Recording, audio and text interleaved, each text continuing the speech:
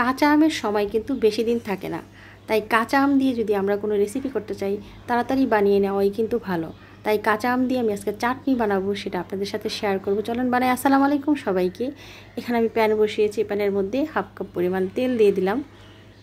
তেলটা হালকা গরম হলে আমি এখানে যে শুকনো মরিচ কেটে কেটে রেখেছি আর শুকনো মরিচের যে বীজগুলি আছে সেগুলি ফেলে দিয়েছি, আর এখানে 2 চামচ হবে পাঁচফোড়ন, সেটাও দিয়ে দিলাম। এগুলিকে একটু হালকা করে ভেজে নিব।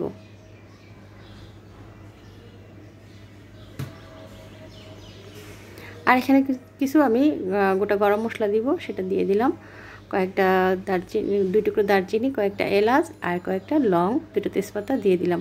আর এই যে আমটা আমি এভাবে করে কেটে নিয়েছি, আমটা আমি একদিন ঘরে রাখার পরে আমটা একটু লাল হয়ে গিয়েছে, পেকে পেকে গিয়েছে, তাতে কোনো সমস্যা নাই। আর আমটাও যে আমি এভাবে করে কেটে নিয়েছি একেবারে যে পারফেক্ট হতে হবে তারও কোনো সমস্যা নাই, সেটাও সমস্যা নাই। এই আমটা তো গলে যাবে একদম। তো এইভাবেই করে আমি কেটে নিয়েছি। আর এই যে তেলের মধ্যে আমি দিয়ে দিলাম, দিয়ে ভালো করে নাড়তে থাকব।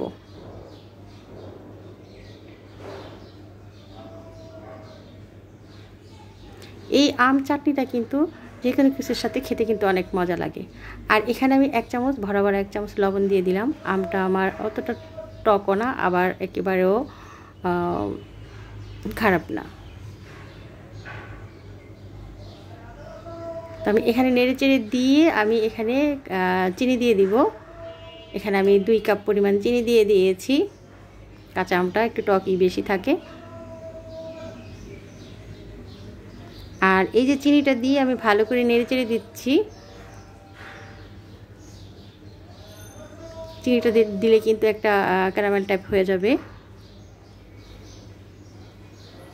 আর একটু ঢাকনা দিয়ে ঢেকে দিলাম আমটা যাতে একটু সিদ্ধ হয়। দেখতেই পাচ্ছেন আমটা কিন্তু অনেকটাই সিদ্ধ হয়েছে।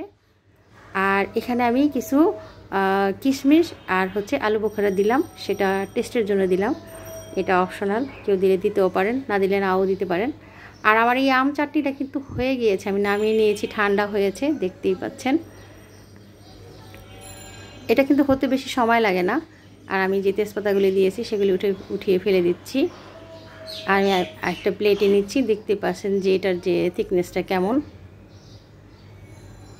এটা কিন্তু রুটি, পরোটা, পোলাও, খিচুড়ির সাথে কিন্তু খেতে অনেক মজা লাগবে, এমনি এমনি খালি খেতেও কিন্তু ভালো লাগবে।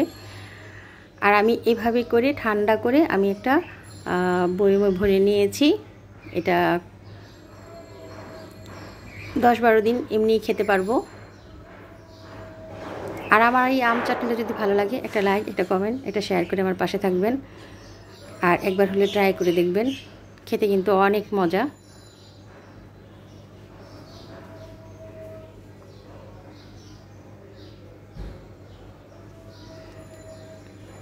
এভাবে করে আমি কয়েকদিন আমি এমনি রাখবো, আর ডিপ ফ্রিজেও রেখে দেওয়া যাবে। ভালো লাগলে একটা শেয়ার করে দিবেন। ধন্যবাদ সবাইকে, ভালো থাকবেন সবাই।